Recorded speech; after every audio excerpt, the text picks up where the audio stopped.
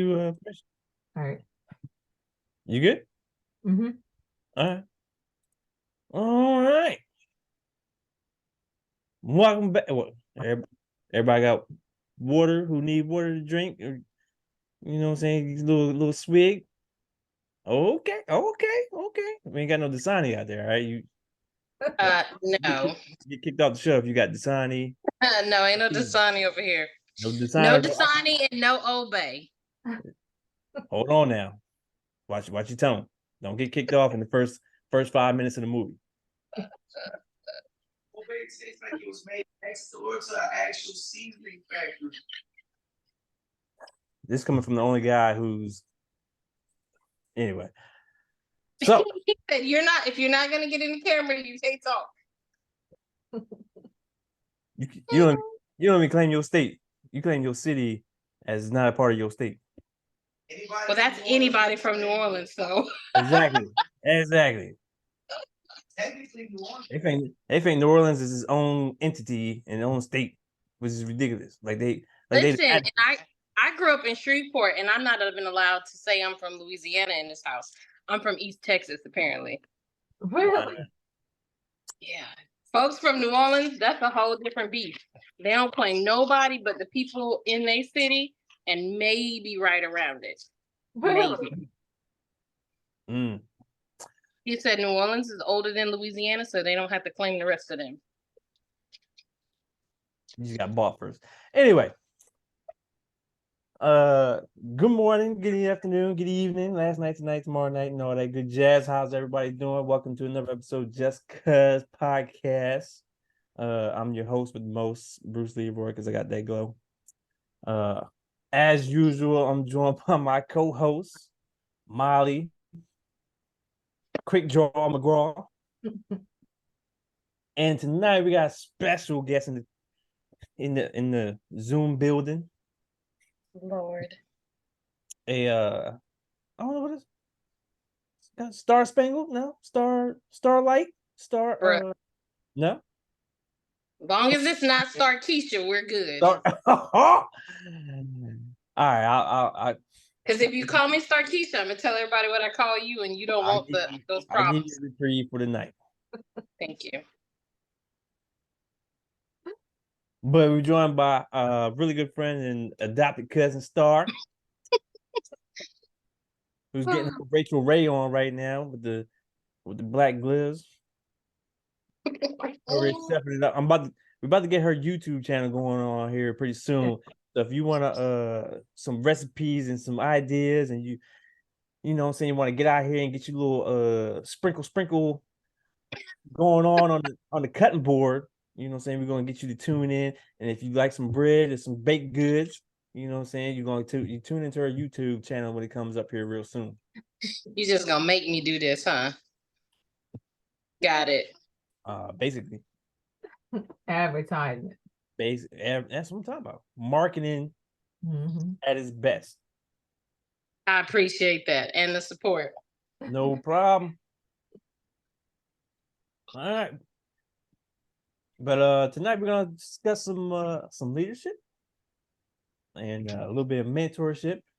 We got we got a little bit of a diverse group here. We got corporate America, because Molly works in the corporate America.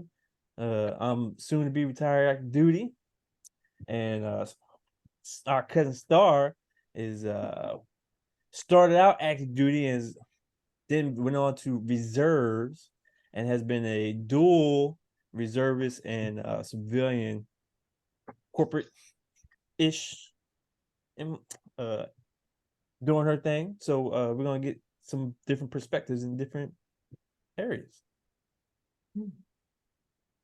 Right? All right. Let's kick it off.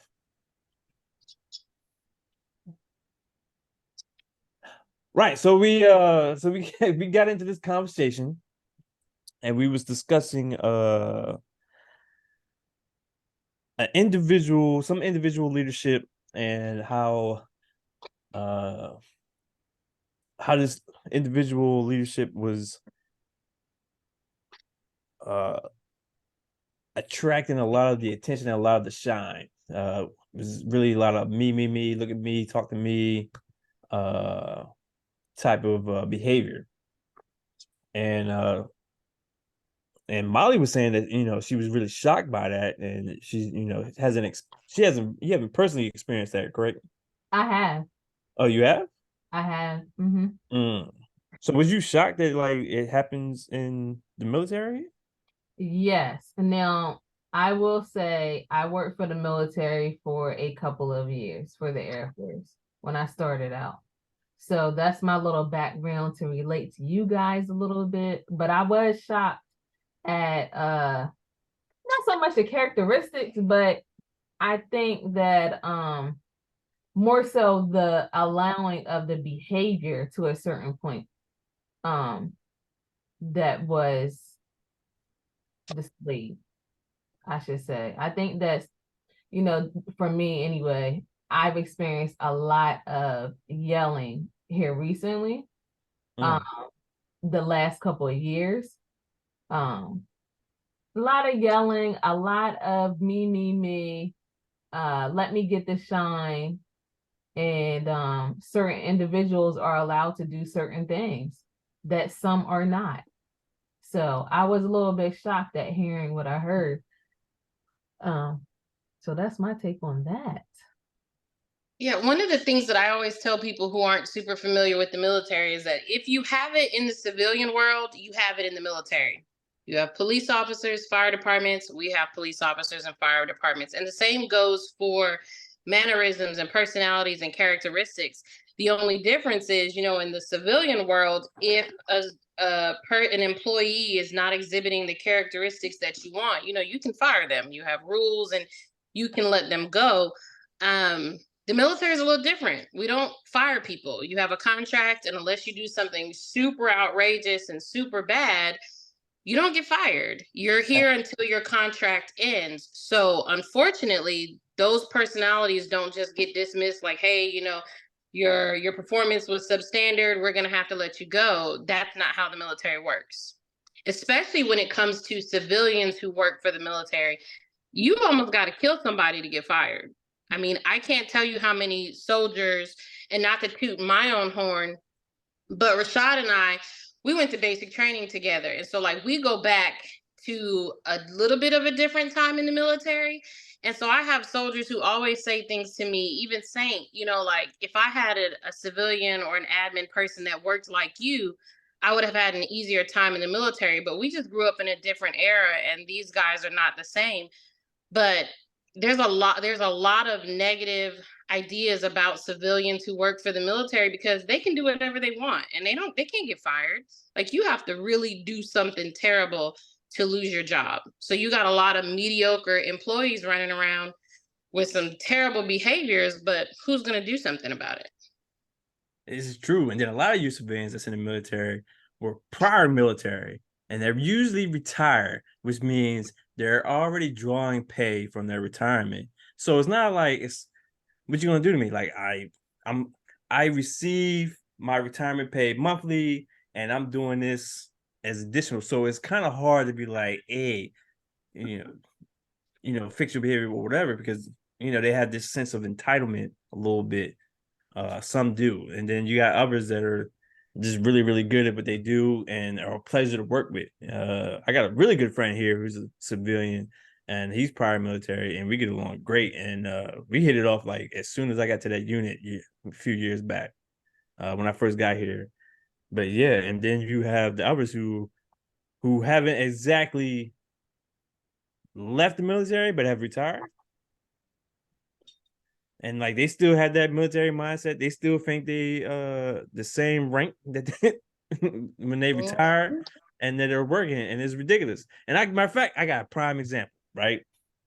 So we have this facility where like it's like a training facility where you can go in there, you do all this different training, and you can reserve and do classrooms and stuff like that, right? But there's this guy that kind of runs the facility. I think he's like the facility manager, right? But he's retired sergeant major, and like you'd be like, hey sir, blah blah blah. He's like, I ain't sir, I'm sergeant major. Like, nah, you retired. You're never retired. You're always a yeah, You know what I man. mean? So it's like it's crazy. Like he still like people. He still has people calling him Sergeant Major. You're a whole civilian, been retired for a while, and then like even the other civilians that work in the building, like he can't let that go. Does it stay with you? Does it stay with certain people forever? That's what it sounds Yes. like. Is it? Especially people of a certain rank. Once they achieve a certain thing, they going into civilian life where you have to start over. They're like, oh, I achieved this in the military, but then you go down to a position that maybe is not equal. They want that same respect that they had with the previous position, and they can't let that go. Mhm. And the sad thing is, the people who do the right thing and work hard and give the respect, they're going to get it regardless. I have a first sergeant who is not my first sergeant anymore, but when I see him, he's still top because he was an amazing leader. He will never lose that position and that title and that rank from me because he exemplified what a leader is. But yeah, if you were a crappy leader when you were in, yeah, I don't have to call you that anymore. So I think that positions kind of get in the way of things sometimes for people, or titles, I should say. I think that you definitely need to stay humble, no matter what your pay or your position or title is. At the end of the day, you should treat people right. It doesn't matter if you are a program manager or what did you guys say, first sergeant, or Mm. uh, is it what? It's a first sergeant. It's E8. E8. So I mean that's pretty high up, but um I just don't know. It's just hard to believe. And I don't think that we can say it's COVID. I think that people have been like this forever. I know of a PM project manager who we would sit in meetings and he would just cuss people out. It was just so degrading. And I finally got sick of it. I could not take it anymore. Like, if you're gonna act like that, I'm just gonna remove myself. I stopped going to meetings, attending meetings in person at one point because it just got to be too much. I just couldn't take seeing other people be torn down. Not mhm. me, but other people. And it was just like, they allowed it for a long time. And I can't get with that. I cannot get with, I don't care how much you get paid, how much money you're bringing in for different projects. If you are a horrible person or treating people bad for whatever reason, I can't get with that. I just cannot. Yeah, it's crazy. Like I remember when I was a drill sergeant and we had this commander and he was like 5 foot nothing. Um but we had a we had an org day. So it was all the basic training companies in that unit. And we had like an org day and we was at that org day and they had split it up and like my company, we went to go play softball with another company. And one of the drill sergeants at the time didn't really want to play, uh but the commander was like, "Hey, go out there and go hit." And the drill sergeant was like, "Nah, I don't want to. I'm on profile." And then profile is like when you got an injury and there's some things that you can't really participate in, or you have limited abilities which you can do physically, right? And that drill sergeant was like, "Nah, I got a profile." They really didn't want to play. And but this commander who just got like just came on board and just took command of our unit, and like he like lost it and was like, "Come here," and then like proceeded to yell at this drill sergeant. And you know what I mean? It was just like, and so like, and we had just got a new first sergeant. He didn't officially take over, but he was there that day and he was taking over real soon. And I was like, "Hey, first sergeant, you gonna say something? You gonna do something?" Mhm. And he was like, he just stood there like he didn't go over there and talk to them and like or calm the commander down from yelling at this drill sergeant.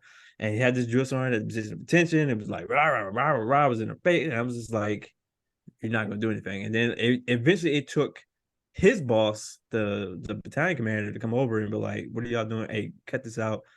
You do this another time, or you need to fix this." You know what I mean? And like from that day forward, we had issues with that commander. You know what I mean? Like this commander would he told us a few times, he was like, I can disrespect you, but you can't disrespect me. And I was like, he said it to me one day, and I was like, no, that's not how that works. Oh And wow. he was like, he was like, yeah, I can disrespect y'all, but y'all can't disrespect me because he was the commander, and he was like, no, that's not how that works. That's whatever. And it was literally like it was like toxic leadership. Like that's not how things work. You know what I mean? It was some other things that he did. Like it was crazy, but like we could have easily went to, like EO and reported this commander and was like, "It's toxic leadership. This is what's going on in our unit. This is what he's telling us. This is how he's treating us." Mhm. And it's just like, but to have our first sergeant, which was our senior enlisted, and then like to sit there and didn't interact, even though he didn't take over, but you're still the senior. Yes. And As I'm a like, leader, it doesn't matter if you're in charge of that particular right. unit or company or whatever. You're a leader. And I wish I could say that's a one-off thing, but like I could tell you stories of how that happens in the reserves as well. Like everybody wants to come in all gung ho and take over and be the toughest guy in the room without taking the time to get to know their soldiers. Because if you knew your soldier, you'd have known your soldier was on profile anyway, and not to ask them to do something that would have violated that. True. That Yeah. is true. Type of stuff. That's stuff that happens, stuff that goes on. Bad leadership. And not all bad leadership is like that. Sometimes you have some absentee leadership where like they're not toxic towards you, but they're just not mentoring and they're not being Hands active. off. Right. Hands off is not a good leader either. You're supposed to Absolutely. set the standard. You Absolutely. you are supposed to. And I mean, I think that's across the board. I think that when you are in any type of leadership, you set the tone for the climate at the end of the day. Like what's right is right and what's wrong is wrong. I think that's the biggest lesson I learned in the last, I guess, 6 months with leadership.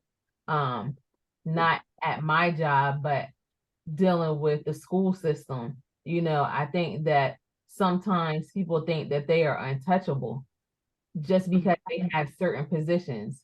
And you know, at the end of the day, you are responsible. The superintendent is responsible for every school within the school district.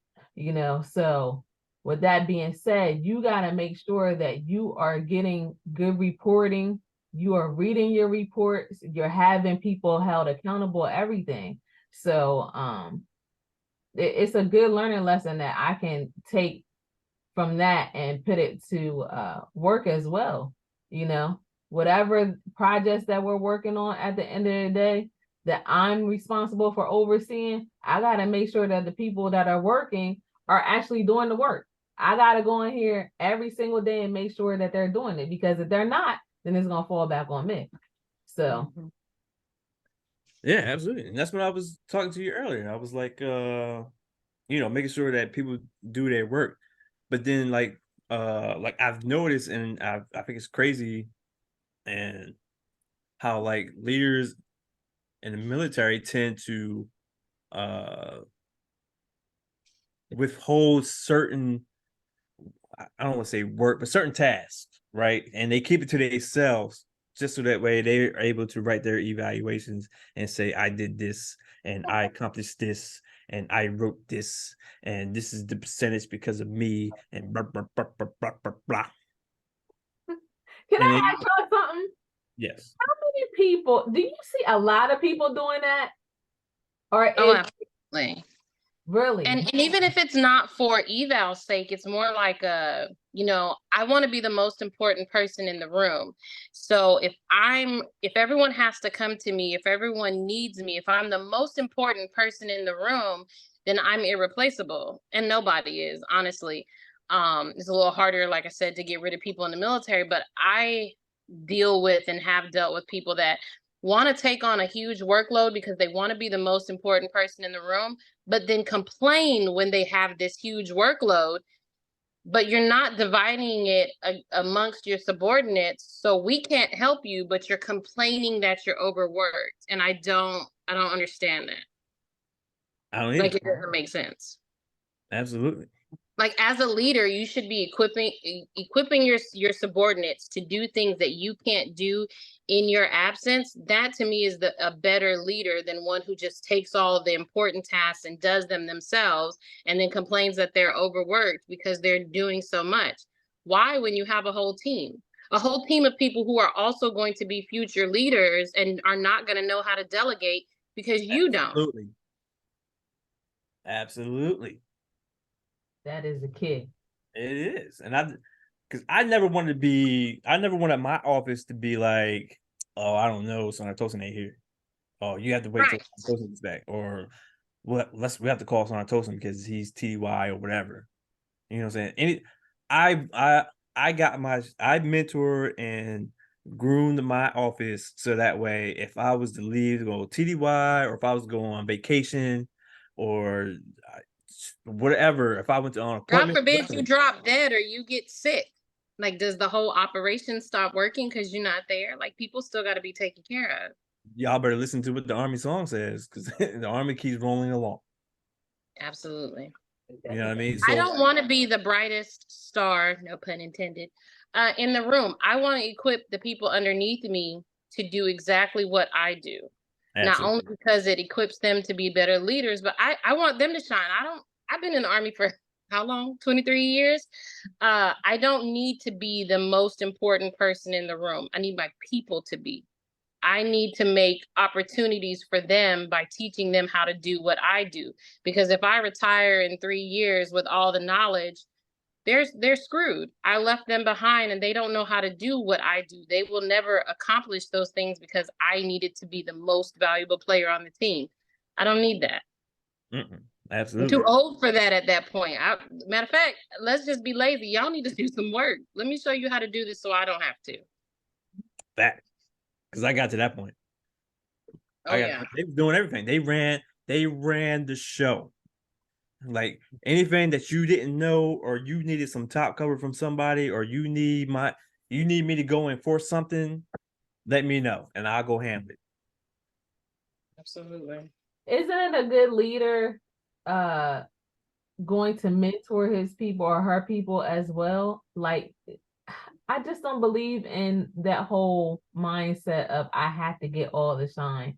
I want my people to get the shine. I can take a step back and make sure that everything is good. Make sure that they are equipped to continue to climb the ladder in a sense of making sure that they are seen, evaluated properly, and that they can get an increase in their pay, whatever that it is, or position.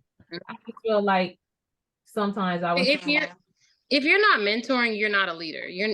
That's literally a part of the job. If you're not mentoring, if you're not teaching, you are not leading. You're just bogarting the responsibilities. You're not leading anybody. I mean, I can't tell you how many evaluations I've signed with fake counseling dates that somebody mentored or counseled me. Those things don't happen. Like, nobody's counseling and mentoring their soldiers quarterly anymore. They're just filling blanks. What did I tell you earlier? And didn't I tell you that earlier?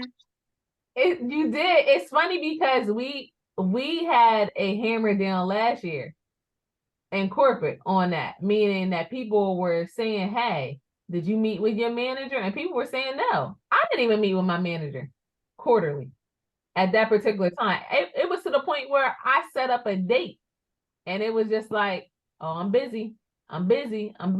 Well, listen, I'm setting it up. I'm reminding you, I'm not gonna wait. I'm gonna set it up for you, put it on your calendar, and I think people need to do that too. You can't wait for other people to do stuff for you or remind you to go take some courses or do whatever.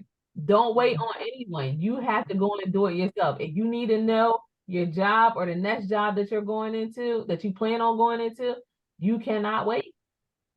And see, and that's where the corporate world and the military world differ. There's someone in charge of each section. There are obviously certain things that we can do on our own to a certain extent.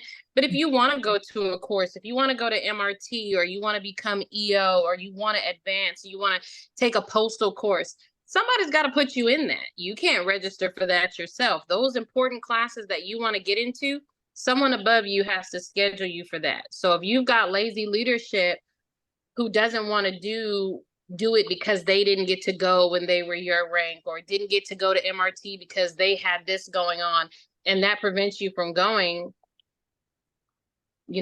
other than filing complaints and pushing until someone cares, soldiers can't register for themselves for things like you might be able to in the corporate world. There's an S shop for everything. S1 handles your personnel and your pay. S3 is who's going to make sure you get to training. And if S3 is not doing their job, you're out of luck until somebody cares. Really? Absolutely. Or you go above to the next higher organization's S3. And then you're jumping chain of command. Which can get you in trouble, right? Mm-hmm. Hand slap. Which is why I tell soldiers, what is my favorite word, my favorite thing to say is MFR, Memorandum for Record. Did you put it on a piece of paper with a date and a signature of who you talked to, what date, what time, how you contacted them, email, text message, phone call, Microsoft Teams, whatever it is? Because if you tell me that such and such didn't support you and you can prove it, I don't care what such and such said anymore. And then we will jump all the chain of command we have to. Okay. Absolutely. Not even we can take a step further, like, because we get promoted in the military. So for the first 6 ranks, you have to go to a board within your unit, right? Except the reserves. But like, so you have to go to a board. So you have to sit in front of a board panel of senior NCOs, and then they say yay or nay on you getting promoted or being able to get promoted, right? But like, it got to the point where the Army had to micromanage and say, because there's a minimum time you have to be in and be at a certain rank before you're able to go to the board. And it got to the point where the Army was like, every soldier, once they meet that first minimum time in order to go to the board, will go. Because it used to be like you had your supervisor or your first line had to recommend you to go to the board. Once you're ready to go to the board and you're ready to, showcase your potential. But you have leaders out here that are lazy or get behind, or they feel some type of way, or they have some type of bias or whatever, and that'll pigeonhole you from going to the board in order to get promoted. And it got to the point where the Army was like, no, everybody's gonna go to the board, and if they can't go to the board or they're not ready, then you need to do this type of reprimand or action to prevent them from going.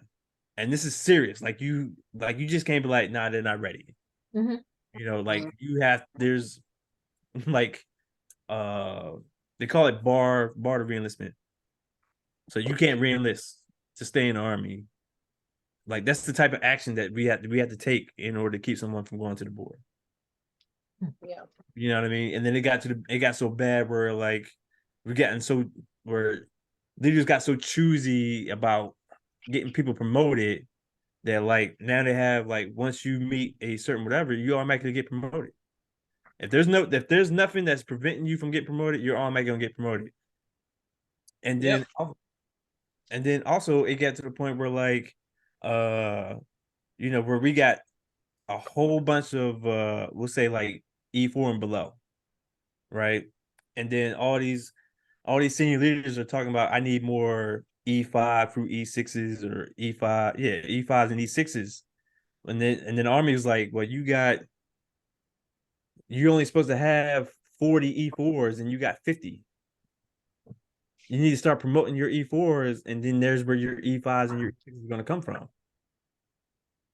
You know what I mean? But they were like, well, they're not ready. They're not ready. Well, get them ready. That's literally what your job is. Get them ready. Why aren't they ready? Because if they're not ready, that's your fault, not theirs. Now, yes, we have lazy soldiers, right? But if they're not ready and you don't have any paperwork to show why they're not prepared, then that's your fault and not theirs. So who holds it's a little different in the reserves. We don't do boards the same way because reservists are spread out all over the place. They're not active duty. So boards for us are more, it's a paper packet and it goes before a board, but not physically the soldier. So you're only basing your decision for this soldier off of what they can show you on paper, which is sometimes better, but also sometimes worse. So they have to be able to prove on paper why they deserve to get promoted. But again, if your soldier's not ready for promotion and you don't have any paperwork to show why they're not ready, then that's a leadership issue. What was you about to ask? So when the leadership doesn't do what they are supposed to, in a sense, who holds them responsible or accountable? It's supposed to be that first sergeant or that sergeant major that's in that unit. Okay. And then they'll push it off to whoever's in charge of the section. Here's your buck. We're gonna pass this buck on over to you. And then they'll start the process of what they can do. Yeah, but then it comes back to, you know, counseling and knowing your soldier and meeting with your soldier and making sure that you're mentoring your soldier and they know what they're doing and they do what they're supposed to do. In that regard, I think that reserve soldiers have a little bit of a better time because for us, quarterly, anytime there's an E5 or an E6 promotion board, it's posted online on the Readiness Division website. These soldiers are assembling their packets, whether they get assistance from their S1 or a colleague who got promoted recently. They're sending these packets in themselves. So they don't have to, with the exception of getting certain things signed, they don't have to worry about whether or not their first line leader cares about them getting promoted. If their S1, the first sergeant and the commander signs off on their packet, and unless you have a really good reason not to, they're normally going to do it. They don't have that holding them back. Leadership gets real wonky in the reserves because you don't see your soldiers every day. It's a 2-day, a month, 14 days in the summer, most of the time kind of deal, but they at least don't have that problem most of the time. If there's a position for them to get promoted to and a promotion board and they have what they need in that packet, they're normally going to be okay. I've seen a lot of soldiers come off active duty and go into the reserves just because it's easier to get promoted there.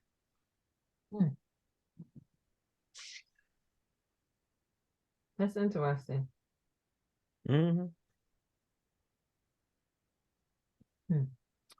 So do you guys think that, or what should I say?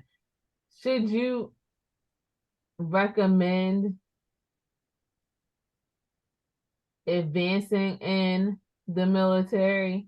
Does it have its benefits to everyone, do you think, or is it just certain people?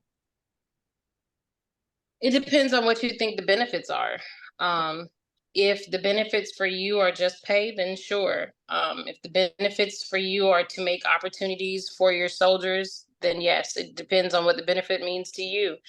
For me, I've watched and helped a lot of people get promoted, and people are always like, why aren't you worried about your promotion? It's not really about me. My bread and butter is my civilian job versus my military job, because again, I'm a reservist, so I don't do this every day.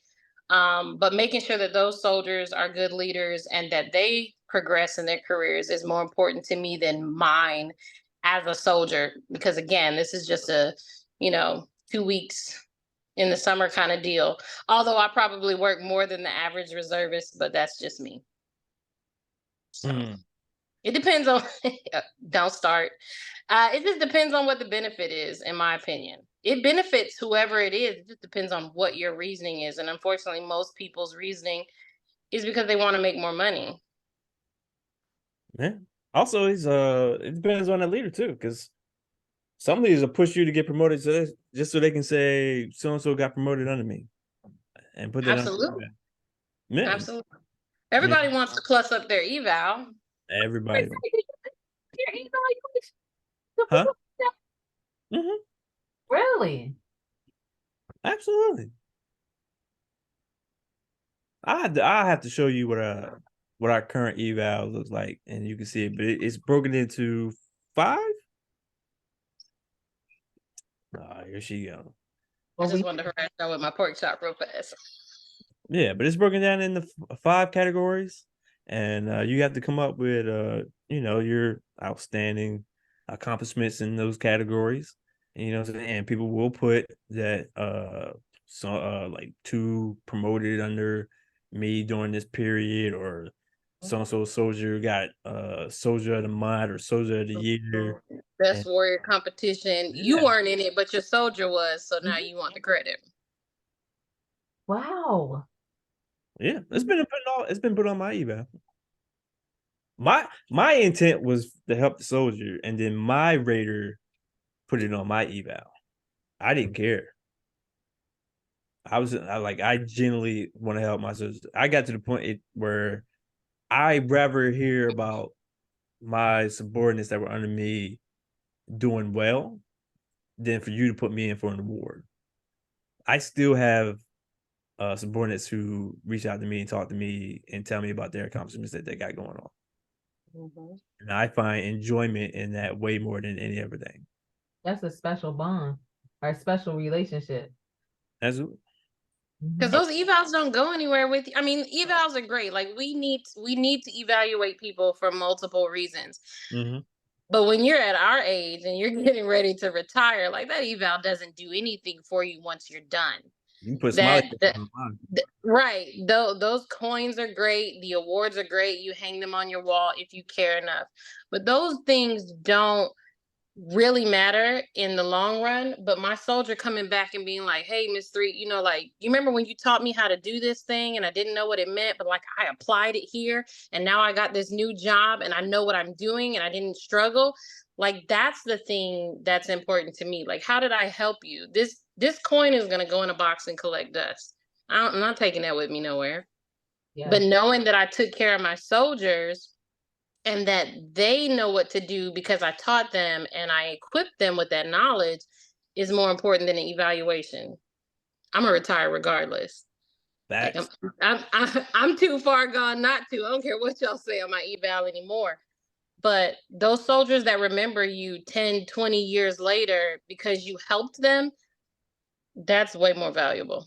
Absolutely. Even my superior. You know, Hmm.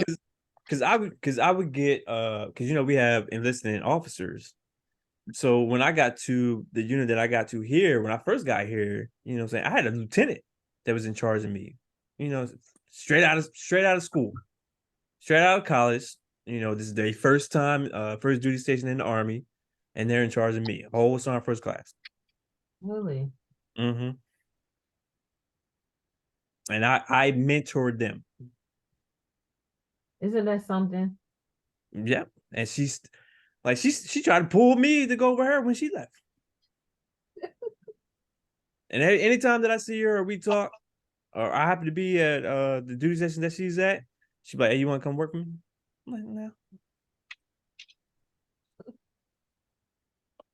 But if she needs me, and she knows she can call me, and I'll tell her, what she needs to know, or where she needs to look, or whatever. She'll still call me for whatever she needs, and I'll assist her. Yeah, that's my favorite. When somebody reaches out and they know, you know what, Miss Three don't know everything, but she knows where to find it. Let me call her. I love that. Mm-hmm. Mm-hmm. Reliable, and you answer the phone. Absolutely. I had oh man, when I first got here, I had a soldier that was they was about to kick out. They was about to kick out the army. And when I got here, I worked with her. She's about to get kicked out because she couldn't pass the PT test, the physical training test. And they messed up the paperwork and they had to restart. And I worked with her and along with the rest of the shop and motivated. And she got to the point where she was when my subordinates left, she was the one that was running my office. Really? Yeah. She was running my office, and like it happened one time, me and my superior were not there, and she had to go into a meeting with our XO. And she had to brief. But she was running the office. Everything in that office went to her before it came to me. Experience. And she went into that briefing, and the XO was like, "Oh, I'm pretty sure you don't know the answer to this," and she was like, "What you want to know?" And he asked the question. She was like, "Oh yeah, this is this and this and this and this. What else you want to know?"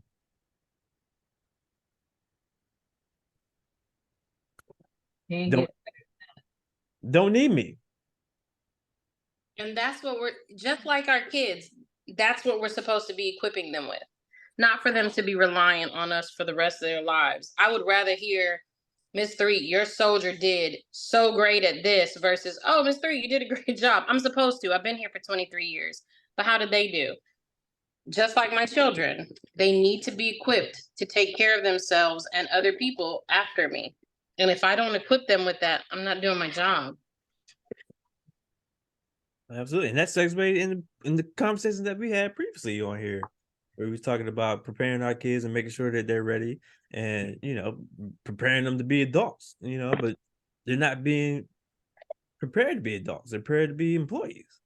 You know what I mean? Then you gotta go out here and go figure it out on your own. Don't You you know what start that conversation. I mean? You know what I mean? But it's like,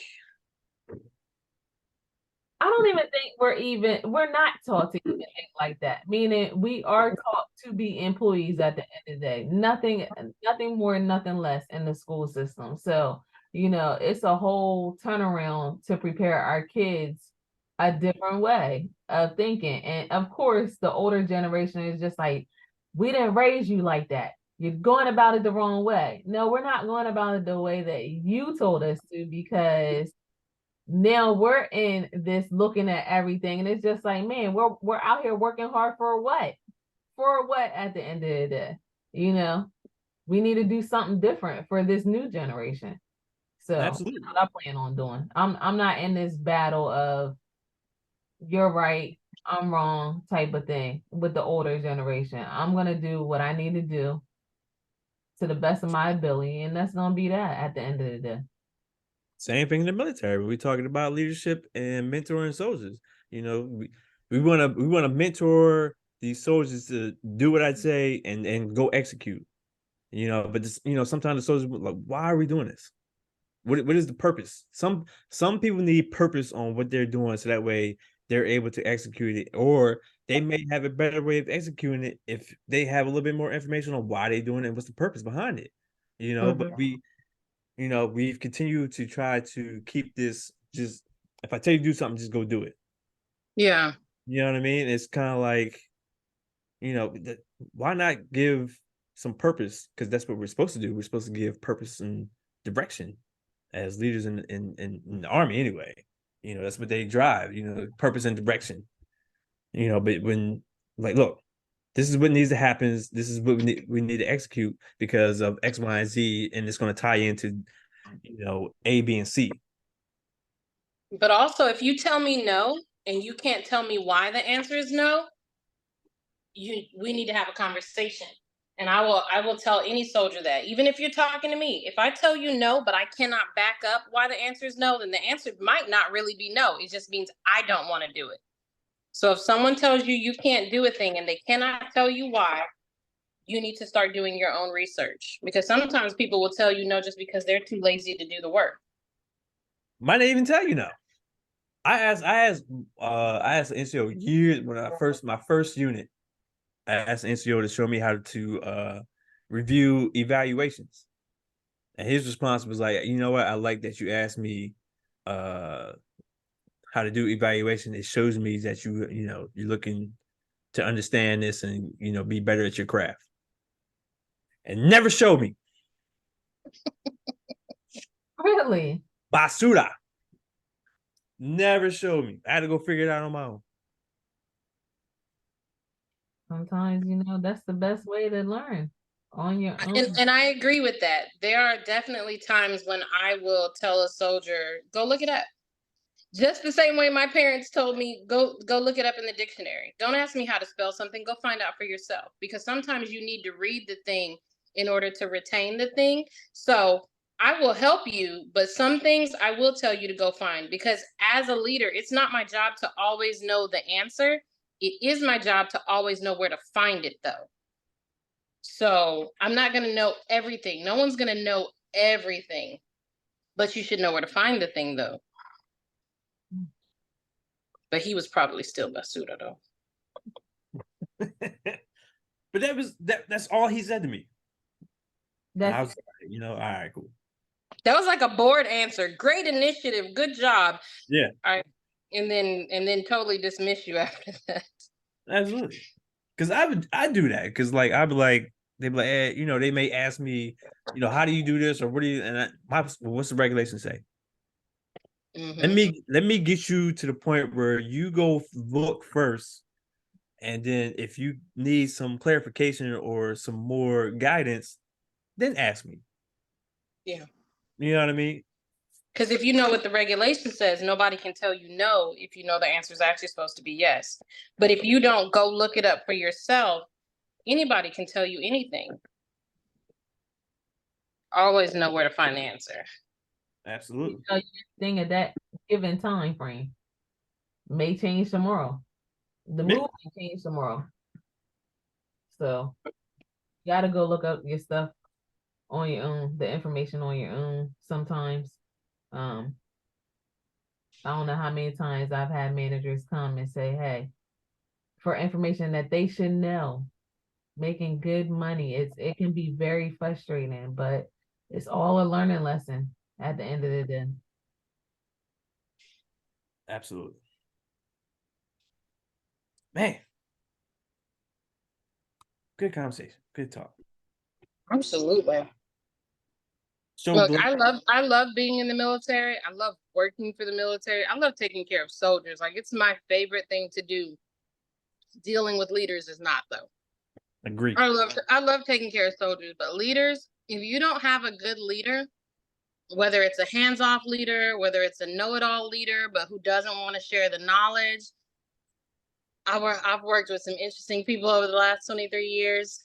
It's just interesting. But if you don't have good leadership, it just makes your job harder. I've worked with people that don't like other people's attention to be on anybody other than them, and I'll leave that at that. But it gets a little awkward at work. We're just here to do our jobs, but everybody's worried about who looks the best in a fashion show. And I'm like, we all wearing the same interesting green pattern. Like, why is this a fashion show? Aren't we all wearing a uniform? But it gets, like I said, if you have it in the civilian workplace, you have it in the military too. There are absolutely those issues. Unfortunately, in instances like places like Fort Hood or Fort Cavazos, those kind of things can be dangerous. So they are few and far in between, but they do happen. Now, when you say that, why do you say that in particular, that area? I mean, Fort Hood is just not a place that people, unfortunately, get excited to go. It has negative connotations about it. Absolutely. It's got like, soldiers find out they're going to Fort Hood, well, Fort Cavazos now, and they're just like, they've heard so much bad stuff. Okay. I mean, even when I was at Fort Hood, we had interesting things happening. I mean, when I was at Fort Hood, soldiers were in gangs and soldiers were being assaulted, and we were pulling duty details to make sure that soldiers in the replacement center didn't get hurt by soldiers who were already there at Fort Hood. Like, again, if it's in the civilian world, it's in the military. We have jails too, and there's soldiers in there for any reason you can think of. And it's unfortunate, but if it's in the regular world, it is also in the military. These are just civilians in uniform. Mm-hmm. That's interesting. The Army is a corporation. And a gang. Oh my gosh. Yeah. I'm gonna just show Rashad this one last time so he can be very, very jealous. Mhm. It looks dry. Anyway, so appreciate. You're not gonna tell me my pork chops look dry today? I tell her anything that she cooks and she posts looks dry or it looks ashy. Until I receive my 5-course meal from Chef Starr. Yeah. When y'all get here, I got y'all. Y'all just gotta get here. No, I know we're trying to maintain everything, maintain a good schedule, but Yeah. it went sideways. So now we gotta get back to the calendar again, get back to the drawing board. But I'm excited to come down there. I'm excited for y'all to come, and I appreciate being an honorary cousin. I mean, it only took me 22 years and you stepping in to become an honorary cousin, but we're not going to talk about that today. Man, when did this become the shade room? What's going on here?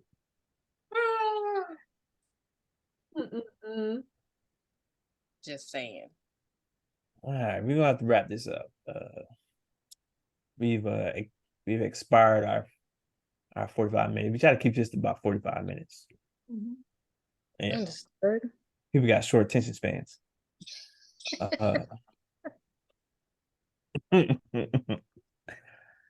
But yo, appreciate you, Chef Starr. Yeah.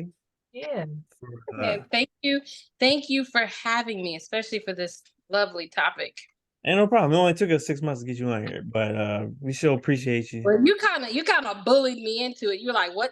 You gonna be here at this time? Send me your email." So I was like, I didn't really have a choice at this point. Yeah. But I appreciate it. I appreciate it. Get this YouTube page started. But anyway, so appreciate both of y'all. Love talking to y'all. Good conversation. Appreciate the time that y'all scheduled to be here, and thank you, cousins, for tuning in, for listening, and spending this time with us. As always, if you're listening, please leave a review and let us know what you think, what you like, what you don't like, your opinions, and I think we should do a live episode one time, and that way we can include people in the chat to chat and talk to us while we're having this discussion. Yeah, I think that'd be awesome. I think so too. All right, final thoughts, Molly. PTO, prepare the oven. I can't wait. I can start doing some PTOs. That's what I'm on right now. I don't want to hear nothing until next week. So that's my last thoughts. Okay. Steph Starr, ZA, final thoughts? If I had to give one, it would just be the leader that you needed. You can't go wrong if you give other people what you needed at that point in your life. I can dig it. Final thought. Your mentor does not have to be your first line or anyone within your institute of support, your chain of command. Absolutely. If there's others within your organization, or you have come across and you met and they have left an impression on you, ask that individual to be your mentor and reach out to that individual and talk to them and ask them what's the best step, or what's for you to progress. And I'm pretty sure that resonates in not just military but in corporate as well. Mm-hmm. I hope that in corporate that you're able to find someone that you can talk to and help navigate you to where you trying to get to. But if you are in the military, what was told to me and what worked for me is wherever you're trying to get to, talk to someone who's already there. So if you're E4 and below and you're trying to make E5, E6, talk to E5, E6. If you're E5 and you're trying to get to E7, E8, talk to an E7 and E8. When I was E6, I was talking to sergeant majors. And I had a real good conversation with a sergeant major who had nothing to do with me. It was nowhere near my my insular support channel, my chain of command. And gave me really good advice. That's my final thought. Right. All right. Well, thank you all. I hope y'all enjoyed, and we'll catch y'all next time. Y'all soon. Bye.